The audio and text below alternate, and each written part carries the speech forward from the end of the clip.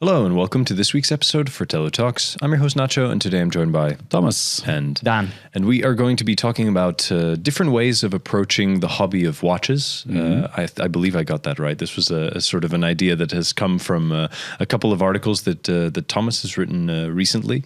Obviously, last week for those listening now, but yeah, it's been something that's been on our mind lately, and I think it's good to also talk about it here on the podcast because you can obviously get a little bit more into it. Of course, before we do that, let's get to our wrist check. Dan, what is on your wrist today? Yes, I'm wearing my Speedmaster 3861, the current model. Stainless steel on a... Hasselite. Ah, that's good. Crystal. That's good. That's the right one. Which is a bit scuffed and scratched, but as it should be. It's okay. And it's on a ridged suede leather strap. Yeah, that's an interesting interesting look. Veblenist. I like it. It's kind of nice. Ah, Veblenist. Okay, from Chicago. Yes. The Windy City. Yes. Very nice. Perfect. Yeah, looks great on the Speedy. Thanks. Nice. Cool. And Thomas, what about you? I'm back to my old ways, but with a twist. Oh, yeah. I'm wearing my VPC Type 37HW, obviously, but in blue. Yeah. Yes, it's the blue one. It matches the green shirt perfectly. Yeah. No, it doesn't, but it does match my blue pants. Oh, very nice. Yeah, I haven't seen the blue one out for a while, but it's cool to see it. Yeah, it's actually my gray one. I had a wedding this Saturday of a good friend of mine, and he texted me like half an hour before he had to leave for his own wedding. Right. He said, "Look, I only have a Casio F91W. Can I borrow a watch?" And I was already on the road elsewhere, so I made a U-turn, drove over to him, gave him my gray VPC off my wrist. Oh, cool. And he got married in that. But it's still at his place. So that he's getting it engraved now. Yeah, exactly. Yeah, exactly. So that triggered me to go blue. And actually, I quite enjoy it. And it's good to have some variation. So nice. Yeah, for sure. Yeah. Cool. Yeah, and I'm kind of back to my old ways in a way. And I'm wearing the Seamaster, the Omega Seamaster 2254 on the bracelet. Which it has been off for a while, but now it kind of fits nicely again, and just feels right for now. I was wearing it in Spain last week, also on the bracelet, and I've quite enjoyed having the full watch as it's meant to be back on the wrist. It looks thin on the bracelet. Thinner than I think. Because the NATO, that's the thing. A NATO is obviously quite thin. Even the rubber strap is thinner, but on the bracelet is quite chunky compared to the slimness of the watch. So it does mess with the way that it looks in your head, as well as with these fairly protruding male end links as well. So I like it. Nice. I like it. Cool. So let's get into the topic for today. So I think, Thomas, you can maybe explain to us a little bit where the idea sort of came from in your mind, and then we can kind of bounce some of the ideas and interpretations that we've made of the initial thought back at you. Well, the idea came from my other hobby, which is playing the guitar, as I've shared on Fratello a few times before. And it was about the fact that if you're engaged in a field, especially online and especially on social media, your view of it can become quite warped because of algorithms and influencers and what have you. And I had this with guitar, where I felt like every single one I saw playing was just miles ahead of me in terms of skill and knowledge and level and what have you. And it left me feeling always very incompetent and like, oh man, why can't I do this? And let me practice more and more and more. And still I wouldn't reach it. The same goes for like watching videos on techniques, and every YouTuber out there has a view of learn this technique and it'll 10x your playing and what have you, you know, all of that. And you go through all of them and you try it and it doesn't quite work and what have you. And then at some point I saw a video by Steve Vai, who is a rather technical guitar player himself. And he said... That's putting it mildly. Yeah, exactly. Yeah. He's an absolute shredder, as they say. Proper wizard. Yeah. But his point was, don't go chasing perfect technique. Waterfalls. That too. Okay. Yeah. That's important. You have to steer clear of waterfalls too. Yeah, it's very dangerous, actually. Yeah. Yeah, especially with electric guitars. No, you definitely don't want to be up a creek with a waterfall with a guitar as a paddle. That sounds like a terrible analogy for a situation you might find yourself in. But I think go on. We've milked this. What was Steve saying? What was Mr. Vi saying? But his point was that don't go chasing like the ultimate technique, because first of all, there isn't such a thing. There's a million different ways in which you can be technical.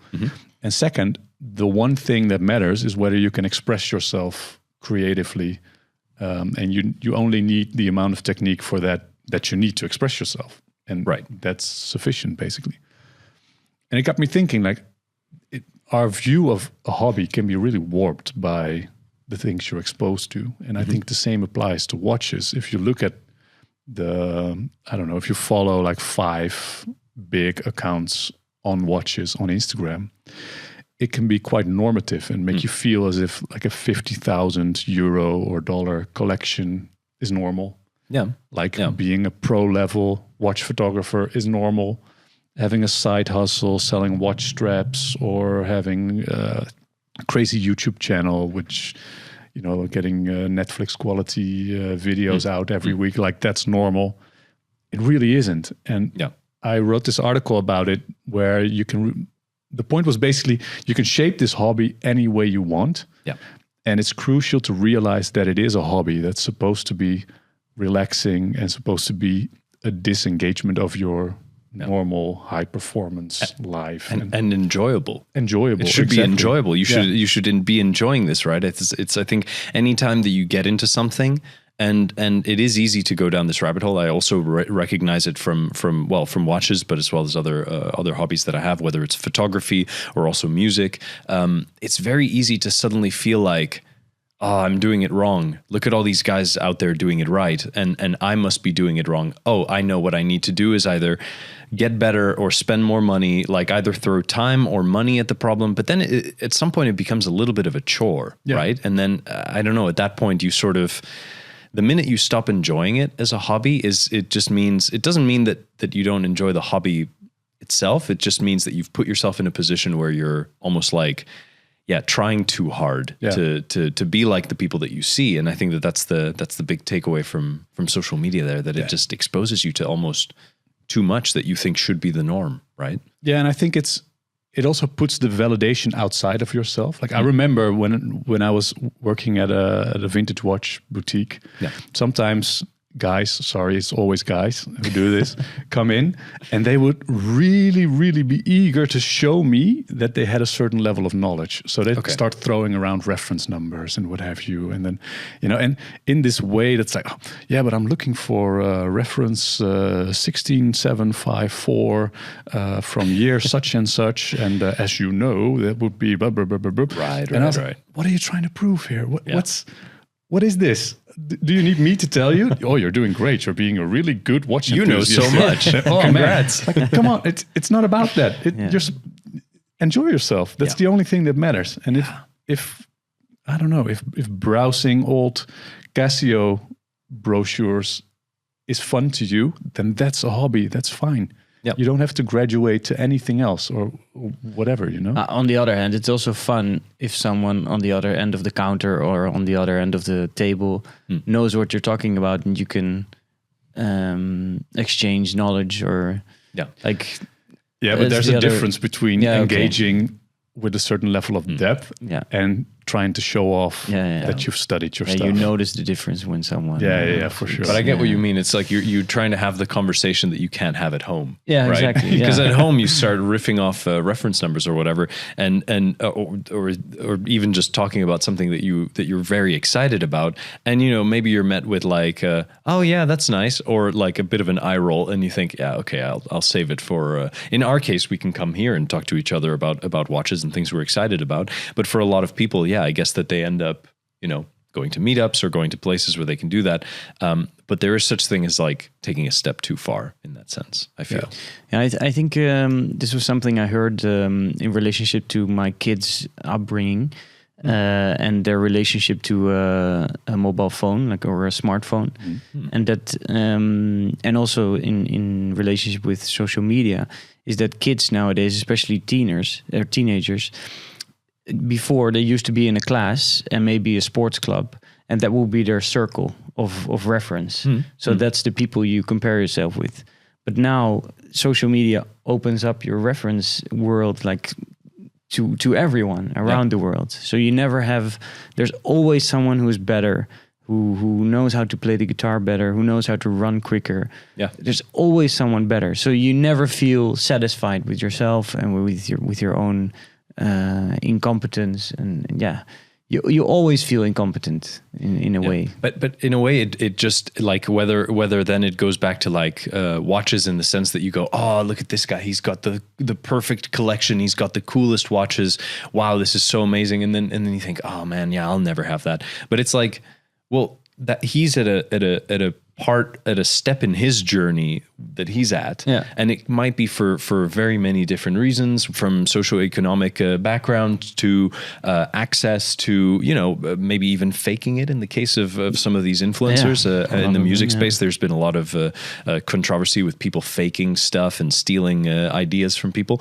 But in the watch space, you could sort of think, well, this is where I'm at in my journey in this hobby, and this is where I'm at, and you have to kind of find satisfaction. But it's true that like that in the pre-social media days would be quite easy, because you're talking to a couple people who are more or less you at the same compare level. yourself to 10 friends maybe, and then you're like, okay, well, I'm kind of like middle class or whatever, and I'm okay with that. But now there's such a big range of differences, and especially if you pair it with the fact that it's through like social media algorithms and stuff, it's the same stuff that comes floating to the surface. So you get this feeling like, to be a watch enthusiast, you need your Daytona, you need your Cartier, you need your Nautilus, and you need your Royal Oak, and otherwise you're not really doing it right. And then or you're whatever. going to start your own. Exactly. Which is obviously complete nonsense, right? I mean, and I love it when people have these sort of niche versions of the hobby to themselves, like collecting vintage Seiko, or I don't know, studying wartime watches or whatever. And especially when it's not necessarily about buying stuff. I mean, that's another thing with the watch hobby. That's a contrast to guitar playing, where you can actually learn to play. And with watches, you tend to gravitate towards just buying stuff, acquiring stuff. You don't have to, it's fine to. You can read Fratello and not own a single watch, and that can be a hobby, actually. And I think it's important to realize that you really don't have to keep up with the Joneses, and you can shape it any way you want, and it's fine. And you don't have to be a high performer in the watch hobby, I noticed this with running. So I started running like more fanatically like a year ago, and then you start watching all these shoe tubers, they're called. And they just go over every new shoe that comes out there's a new shoe every day, like there's a new watch every day. And they're like, this is the perfect shoe for this kind of distance and this kind of speed and this pace. So for this part of your trainings, you need this shoe. And then for the other 20 parts of your training, you need these shoes. And then in the beginning, I started I started stressing out, like I need to buy all these shoes. And I have to have a shoe for races. I have a shoe for training, for fast training, for slow training, for long distance, for short distance. What if I'm on a track? What the track, the dirt, the asphalt, everything. And then now I'm just running 2 different shoes, and I'm perfectly fine with it. Like in any hobby, I think you have to find your way and the way you're comfortable with it. But in a world where you're getting bombarded by alternatives and different ways of doing things, it's very hard to find your own way and stick with it. There's an interesting YouTube video on it on a channel called Alistair.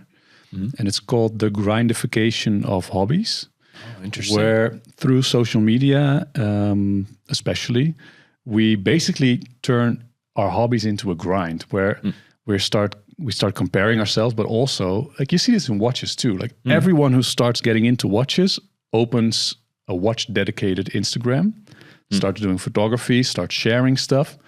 And in that sense, it becomes performative. And it turns the hobby into a grind, because you have to present something, and it becomes about the outside world. Whereas, in essence, a hobby is a pastime that you enjoy, and that's it doesn't have to be anything else. You don't have to be good at it. There's no amount of knowledge or skill that you need before you can Call it a hobby. No, exactly. That's it. Like if you like to, I don't know, make stuff out of clay, you don't have to be like a world-class sculptor or anything before you can say, oh, I enjoy playing around with clay. That's fine. But we've turned it into this performative thing where it has to meet a certain threshold, and we want to become influencers, and we want endorsement deals and whatever. Yeah. It's all turning hobbies into work. Yeah. And I don't know. I hope with the article, the goal of the article was that if you suffer from that maybe it offers a little bit of a release. Like, you can let that go if you want. It's fine, you know? Yeah.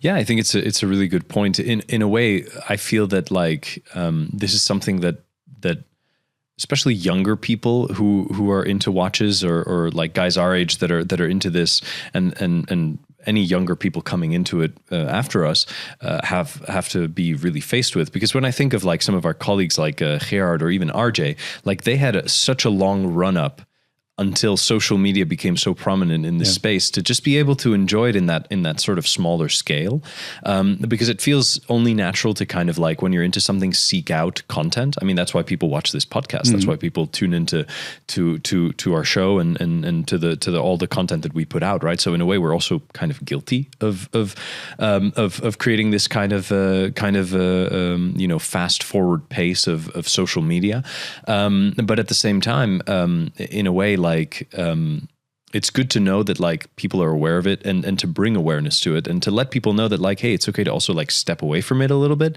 and or to be a little bit more conscious in your consumption of media and kind of tell yourself like, yeah, this isn't real life. It's fine. It's good to watch. It's entertaining, but it's not real life. And I don't have to feel that I have to get there so quickly. I mean, you know, for me joining Fratello and joining and going from like, you know, almost like that like naive enjoyment of a hobby into then, oh yeah, I'll start a little Instagram page. Why not? I enjoy photography. I'll take some pictures. And then from that going into joining Fratello, it got to the point where it all moved so fast that I was like, I don't know if I'm really enjoying this. And then there's been moments where kind of that like has been swinging from one side to the other. There's been moments where I've enjoyed it more than I ever have before very recently.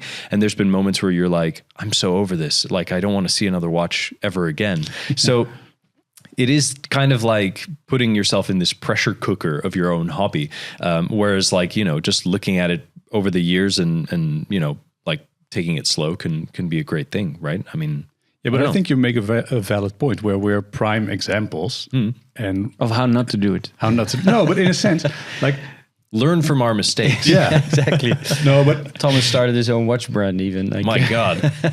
Yeah, but that isn't the norm. And actually it turned the hobby into work. Like I love my work and I'm very passionate about it. And I'm really happy that I turned a hobby into my work, but it is now my work. Yeah. And I experience a ton of stress and anxiety over running my own watch brand. Of course. And whereas from the outside, it might look like, oh, well, there's just another guy and he does this and he likes watches and he goes to Fratello, starts a watch brand, whatever. Yeah.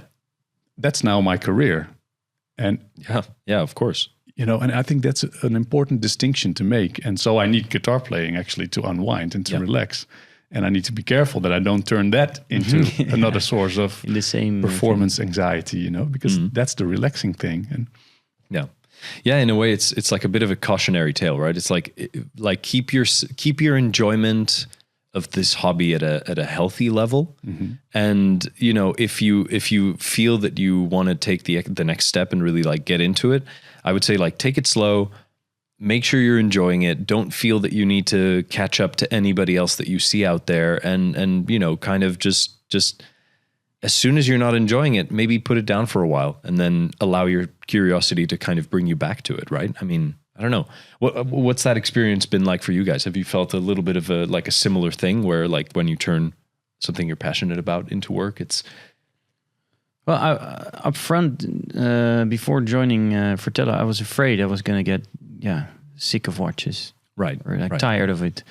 But it hasn't really happened. But yeah, like you do have your periods where you're like, oh, another new watch, and but now, you pick your releases and you pick your watches and the things you enjoy, and then it's still enjoyable. But for running, for example, I just after a few months you start to know which kind of running you like and what kind of training, what kind of shoes even, and then you're able to settle down a little bit to okay, this is my style. I don't need to have 20 different shoes, and I'm fine with the running I'm doing. And I think everyone has, but especially in the first period of joining a new hobby or starting a new hobby, that's when you start watching things about it, and then it's really difficult to keep away from what all these people are doing. Do you have anything that you're kind of curious about, where you feel that it could become a hobby or passion, but you kind of on purpose keep a little bit of a healthy distance away from it, where you can kind of still enjoy it, but obviously we have a certain kind of hardwired nature to us that when we get into stuff, we go all the way down the rabbit hole to the point that we're sitting here doing this right now. I mean, that's far down the rabbit hole. And a lot of people will kind of, they'll stay at varying depths of going into the hobby. Is there anything that you kind of keep a healthy distance away from? I actually have it with running. I've been running for a little bit recently, and I very consciously don't engage beyond the running itself. I just have my old shoes and I don't have any technique. I don't know how to breathe beyond just doing it. And because should be just in and out. I breathe, which is you see Thomas running down the street, just a red face. Breathe, Thomas, breathe. No, but I'm sure there's a ton of stuff I could get into. But as soon as I open a video on it and I see the whole tribalism again, that shoe brand is for total noobs and whatever, and I'm like, oh, it's the exact same as the watch world, and I don't want to have that again or something. Let me just run, and I don't want to know if I have the wrong gear, or if I have the wrong technique, or if I look like a moron. It's all good. As long as it improves my stamina. If you're a pronator or a supinator, I have no idea. Runners will know. Runners will know what I have we're no talking idea. about. Yeah. And I don't want to know. I consciously keep that very analog and real world, basically. Yeah. I can respect that. Yeah. Do you have something like that, Dan, that you sort of keep a healthy distance from? Well, I'm not watching the shoot tours anymore. I now know what I like.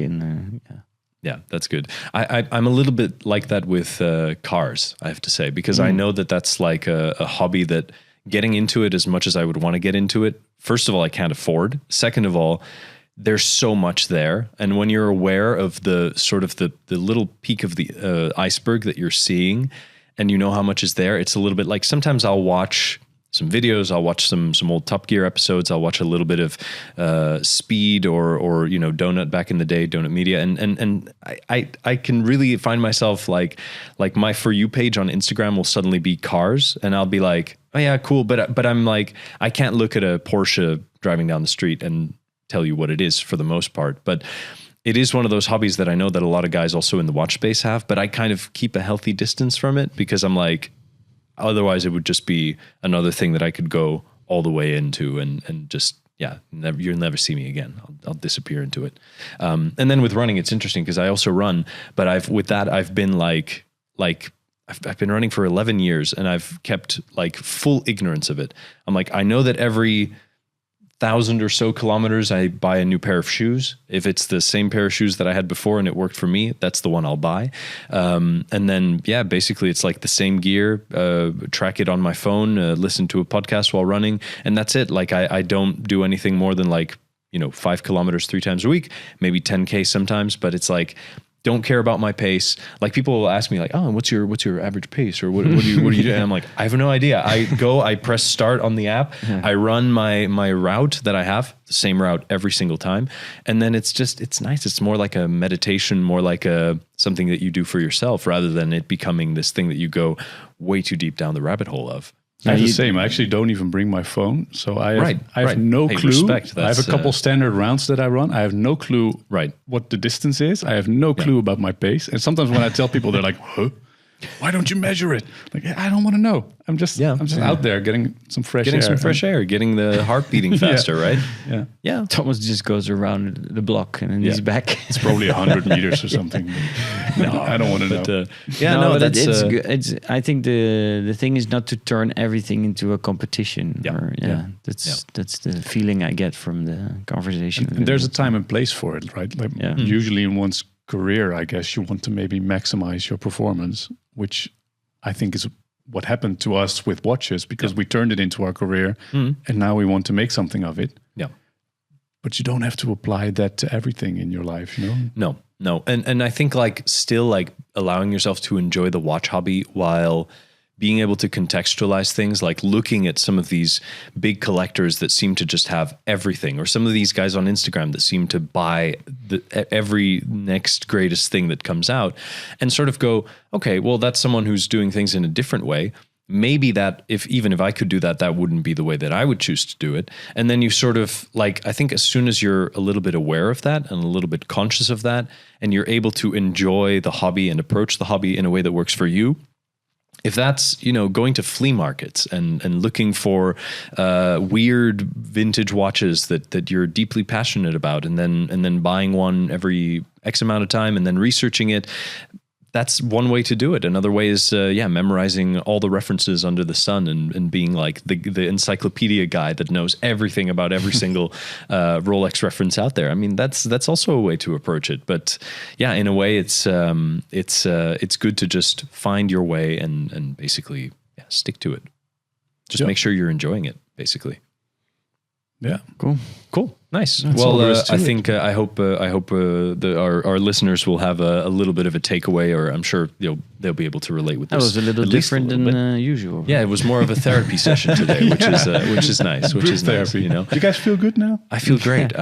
Let's get home. to our comment of the week. Let's not read the comments under this one. Yeah, no. We'll There's always a good comment, and this one comes actually from the website comments, not from the YouTube comments. I usually take YouTube comments. I don't know why. It's also fairly arbitrary, but anyway, it's from xbarx1, who said, again, don't know if it's xbarx1 or xbarx1. It's always these usernames, but it's Bark and Jack. I don't. Yeah, you could kind of extrapolate that from it, but I don't think so. So they say, this was a fun adventure. Thank you for sharing. I love factory tours, but have never been inside of a watch factory. Bucket list entry made. So yeah, I think people also connected with our topic last week, and like we said then, can highly recommend it. There were a lot of people sharing their experiences, which makes me think that it's a little bit more accessible than I kind of was afraid that it might not be while we were talking about it. But yeah, if you have the chance, go visit a manufacturer. I put some links in last week's article, which you can find and get some information and yeah, get in there, smell that oil, and hear those machines stamping out parts. It's good stuff. Perfect. Well, thanks guys for the chat, and thank you for tuning in. As always, tune in next week for another episode of Fratello Talks. See you then.